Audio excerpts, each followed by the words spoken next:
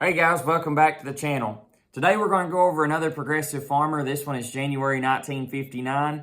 If you like Ford, if you like Massey Ferguson, if you like John Deere, if you like Case, please stay tuned because there is a lot of very nice advertisement in this if you all would like to see it.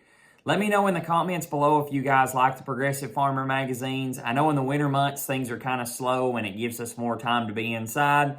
So if y'all like them, please just let me know. And I'll see if I can go out and buy some more, maybe find some more. And may even try to find some up into the 70s. But I'm kind of nearing the end of my collection that I bought. So drop a comment below if you like them. And please hit the like and subscribe button. But anyways, let's get to it. So the front is pretty interesting on this one. It's actually like a fruit stand. Either in California, maybe Florida, but oranges. And you can kind of see the orange loader back there. Or tangerines, whatever it may have been. Got some honey out there.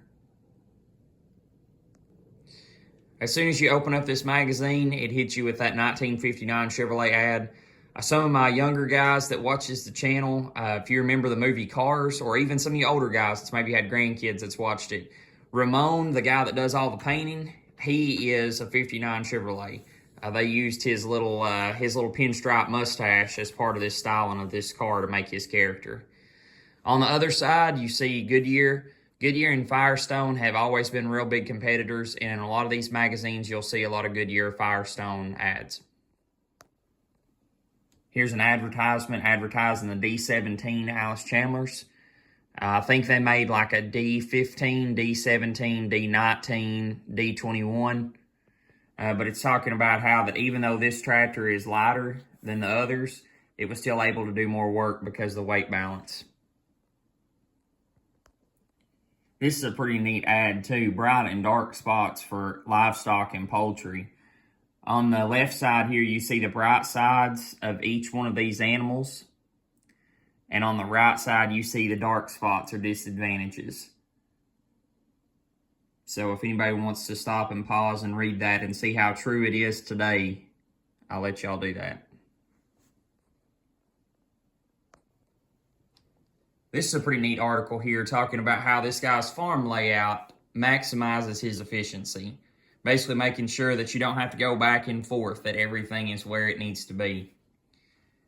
Now this is a really, really cool ad. New budget beaters through Campbell's Soup. And all these are recipes. So I'll go ahead and kind of pause on these if any of you all want to try one. I wouldn't care to try one myself.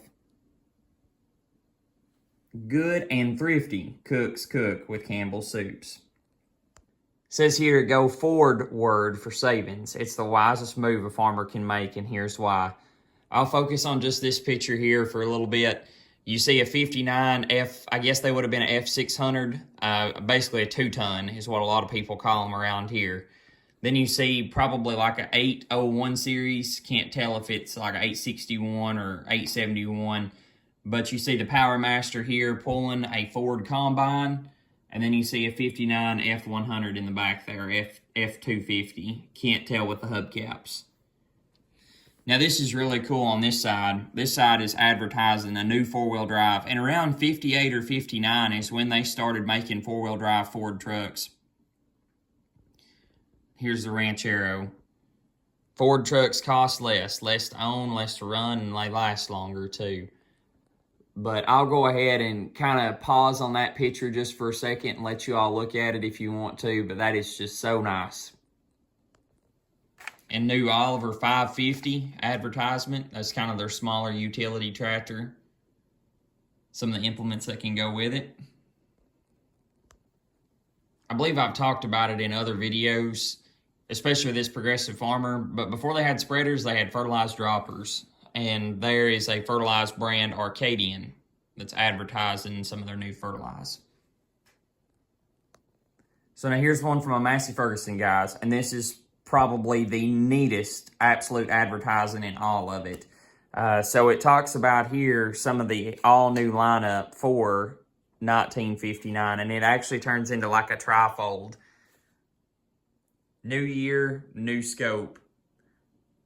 And basically this is all the new things, or all the things that Massey Ferguson was offering in 1959.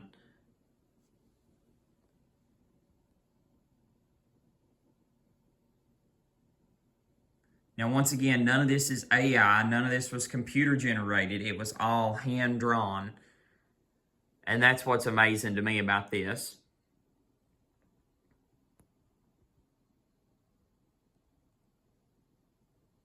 I don't know much about Massey Ferguson around this time period. I know a lot of people had a ton of 135s where I'm from. But that is just so cool. I'll kind of zoom out and let you all take a look at that.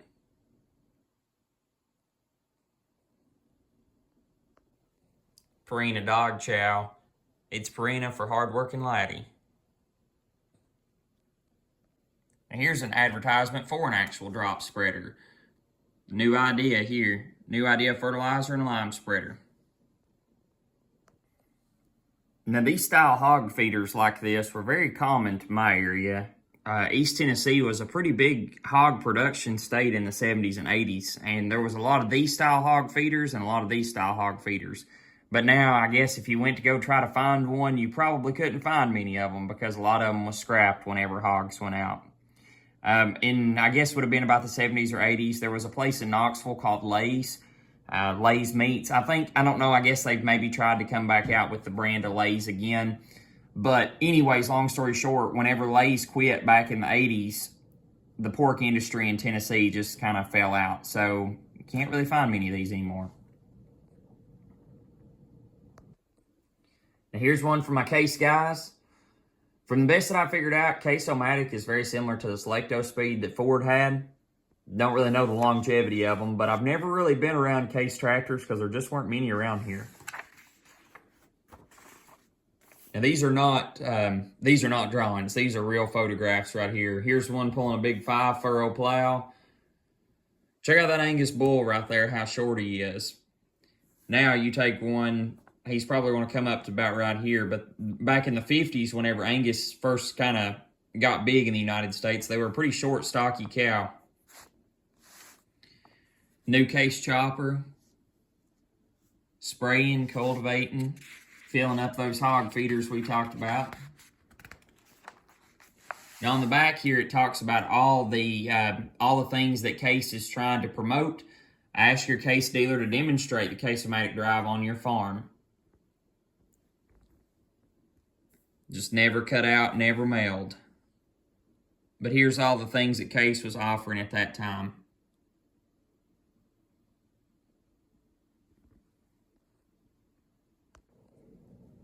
Here's a pretty neat ad. The Han Highboy Sprayer.